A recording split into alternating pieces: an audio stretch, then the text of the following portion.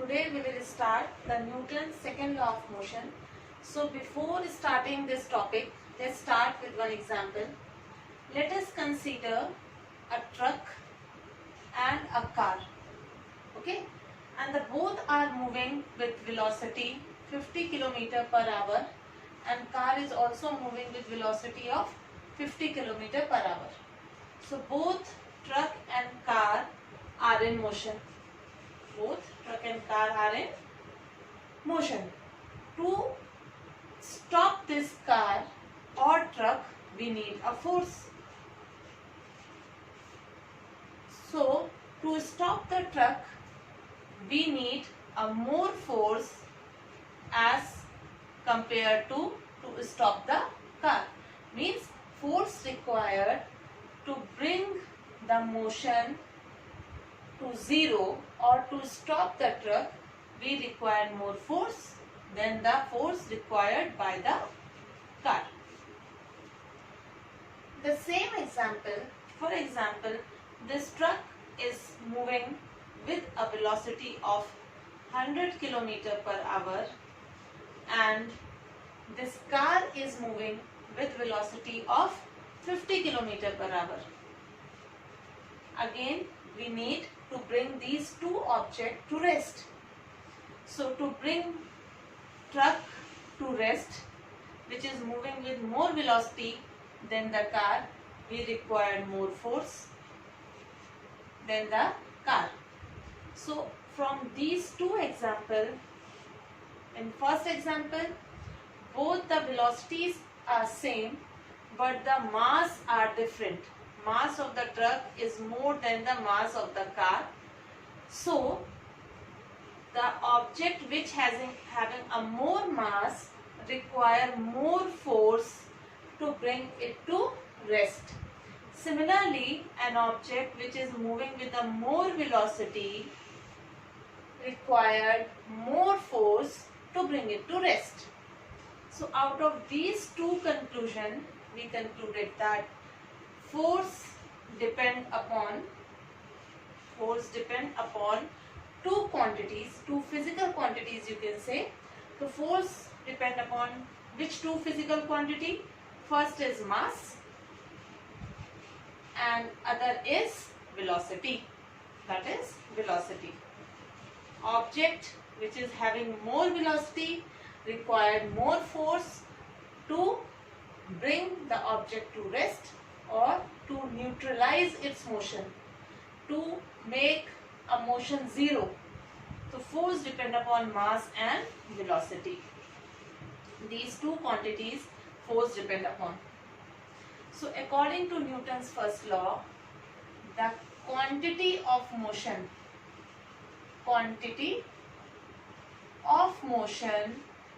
of an object, the quantity of motion of an object is called momentum. So momentum is a new term which will come in Newton's second law. Momentum is the quantity which an object has. Means if the truck is moving with a high velocity, we will say the truck is having a more momentum than the car. For example, a fan is moving. We will say the fan has a momentum. If a car is moving, we will say car has a momentum. Anything which is moving is called momentum. But which is having more momentum? The object which is moving with more velocity as compared with these two objects, truck and car. The object which is moving with more velocity, we will say that truck is having a more momentum. Truck is having a more momentum than car. Now, this momentum is represented by another term, that is P. So momentum, what we concluded with this example, that momentum, that is motion of an object, depend upon mass and velocity. Momentum depend upon mass and velocity. So we can say that momentum, that is P, is equals to mass cross velocity. That is called momentum. This is the term used to define momentum. And what is the momentum in term of definition? The quantity of motion of an object. P is equals to mv. We will write like this. M is the mass and v is the velocity of an object. Now, what will be the unit of momentum?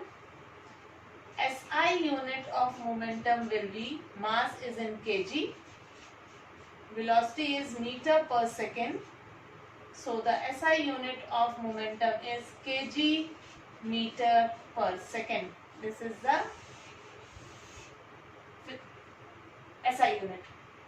So according to Newton's law of motion, the quantity of motion of an object is called momentum. Momentum depend upon two physical quantity, that is mass and velocity. To bring the momentum to zero means momentum is zero. We will say momentum. Now we can use the symbol P. We can say momentum is zero. Momentum is zero means object is at rest. So to bring the momentum zero, we required force. So force is only quantity which bring the momentum zero or which can change the momentum. Now for example, an object of mass m is moving with initial velocity u. Okay. Now you are going to apply a force F. An external unbalanced force is applied on this object. What will happen? The velocity will change, means object start moving little fast. So the same object, that is this object of mass m, now start moving with velocity v. Correct? If we applied an external force, the mass of an object is m, which was moving with velocity u, having momentum. This object have a momentum, that's why it is moving with velocity u. If we are applying a force, then the velocity changes. So what was the initial momentum? Initial means the velocity with which the object is moving initially. So initial momentum was mu, mass into velocity, and the final momentum is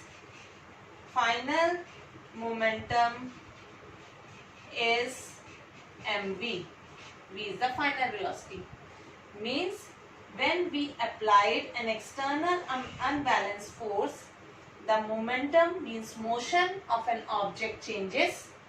Motion changes means initially it is moving with having momentum this.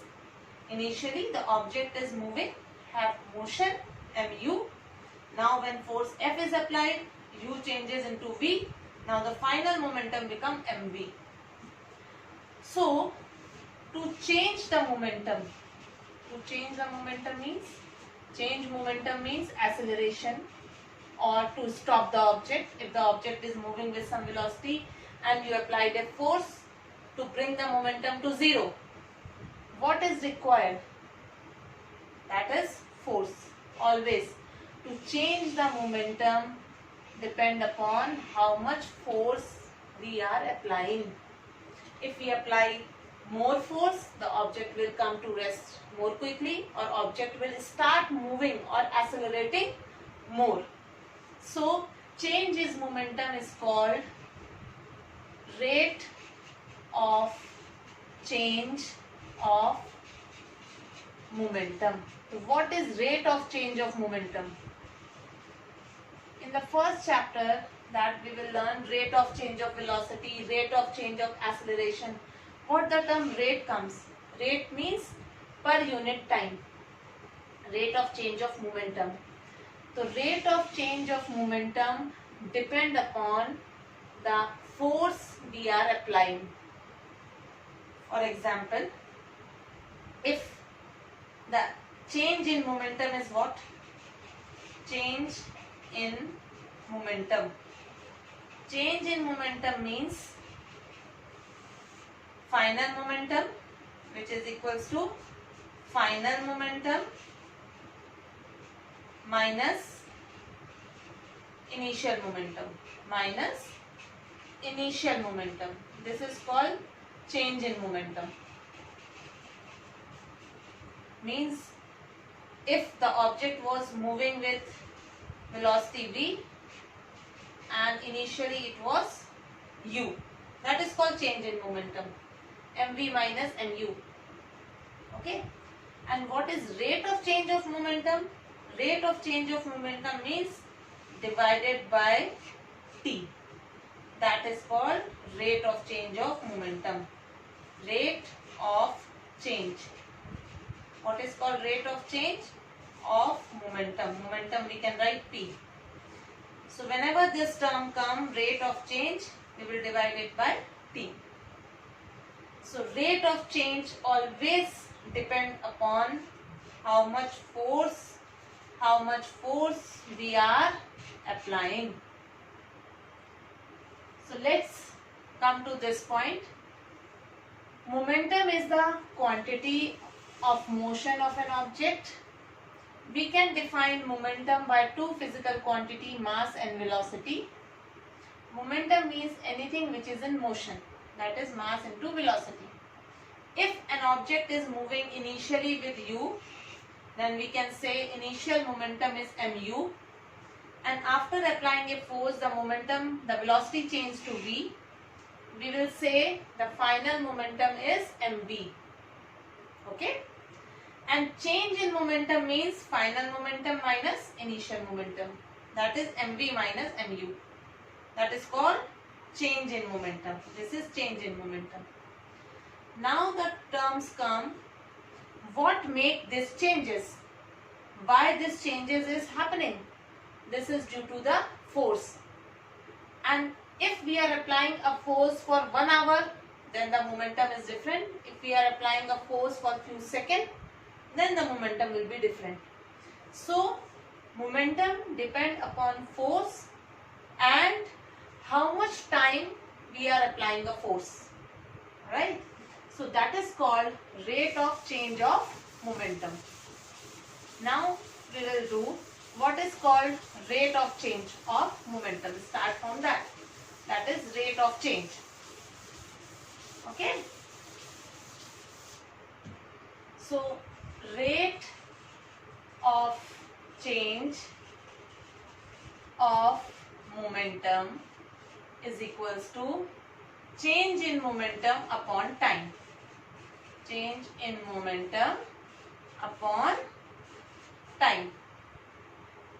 So what is called change in momentum?